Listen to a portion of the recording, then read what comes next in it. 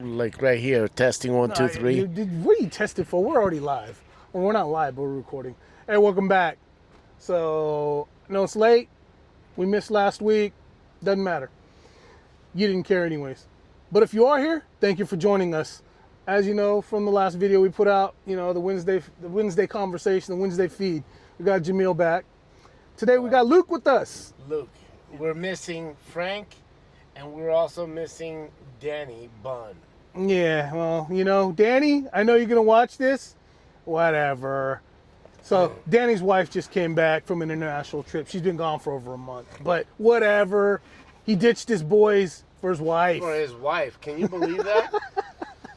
So then you're not gonna start early anymore, so they're gonna go home oftentimes. Oh, he's gonna be home early too because he's got a cupcake. I know, but the wife coming back, so he go home oftentimes. Well, the other excuse was before it was the dog. That was the excuse. Yeah, that's the Danny I gotta go feed the dog. Yeah. And before, when he was leaving, I gotta go to home and get some food. Yeah. Now we know what kind of food he's getting. Yeah, now he ain't going home for food. Now he's going home to his wife. Yeah, going to his Anyways, wife. yeah, good way to start this one out. So anyways, we're going to pile on Danny for a minute and then get to it. So the last conversation we had was about the economy and everything. We kind of got into it about more or less in the economy with how AI is starting to really, really function as the new engine to the economy here in the United States and worldwide. And one of the things that we were talking about earlier, myself and Jamil and a couple other people, but me and Jamil, was how we see it in the gig work. You see it with, they even have food being delivered over at the campuses at the local universities.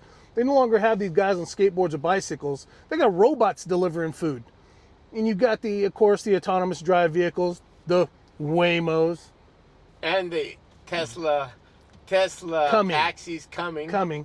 So we see that. But let's get real on, now we're seeing how AI, just recently I mentioned that last conversation about Microsoft. Now they're laying off like 8,000 or 9,000 people. Intel's laying off 9,000 people here in Phoenix, Arizona. No, they're doing that. They're doing that nationwide. Nationwide, but here it's 900. 900, yeah. So it's funny because after we did that last video, we were talking about Microsoft.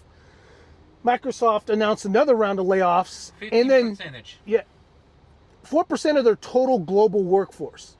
Yeah. But one day after that announcement, and they're kicking people out the door, they do a press release.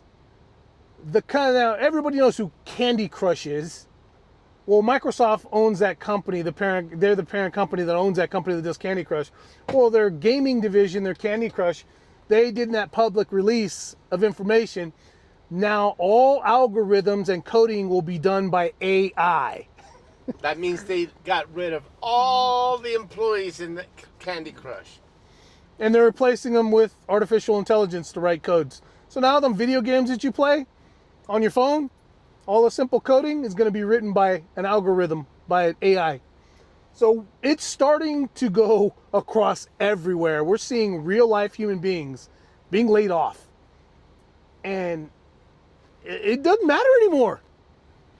It's affecting everybody everywhere. It's gonna really affect the economy, and the reason for that is, human beings like you and I and everybody else sitting here, if they get affected by AI, they're not gonna have that disposable income that they were having before.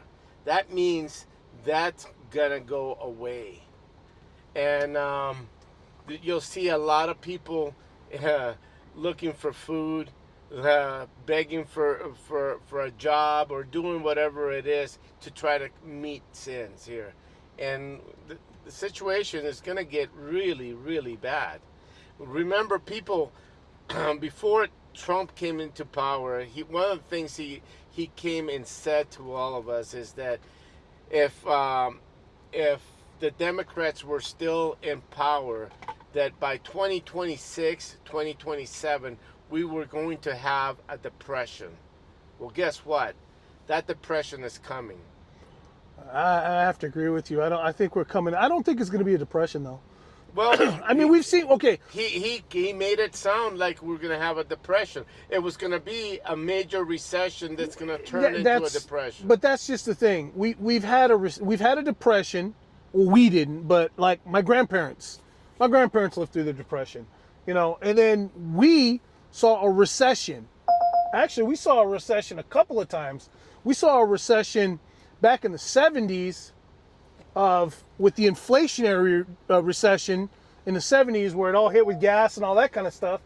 And then we also got to see a recession that hit whenever, you know, just this last one, 2008, the collapse of the housing market.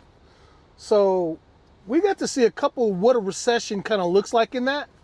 I think what's coming, if it's coming, it's something different. I think it's something that we haven't seen because the way the economy is intertwined internationally, it's not going to affect just this nation.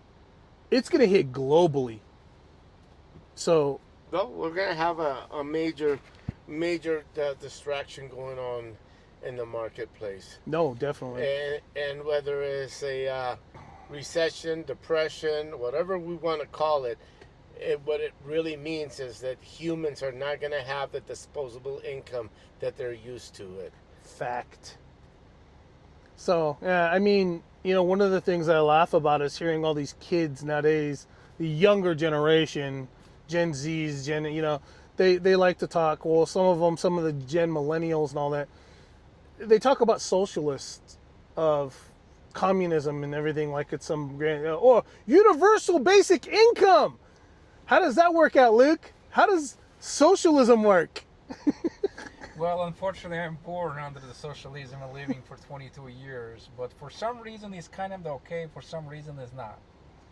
They limited your business. They follow you up. They know every single moment, every single money, whatever you made it. They know how much you spend it. Well, you know. But for some reason, it's good because they're offering, it's a free education, free healthcare.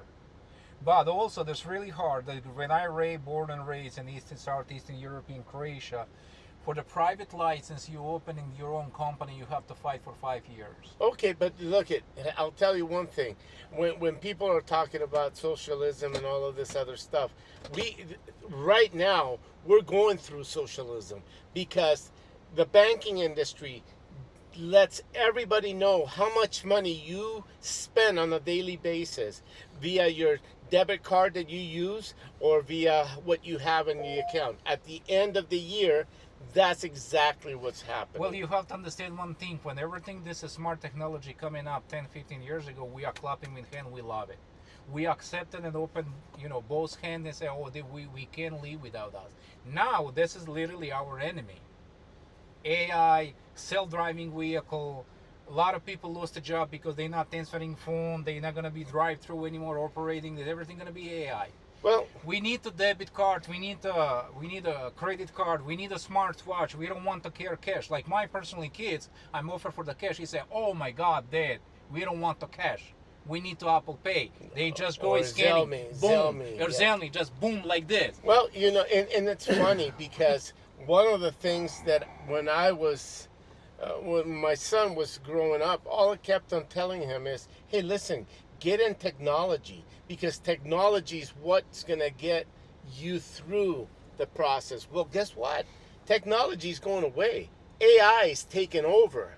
That means those jobs that these kids were manufacturing and working on and setting up now is being taken away from an AI perspective, meaning that they killed themselves.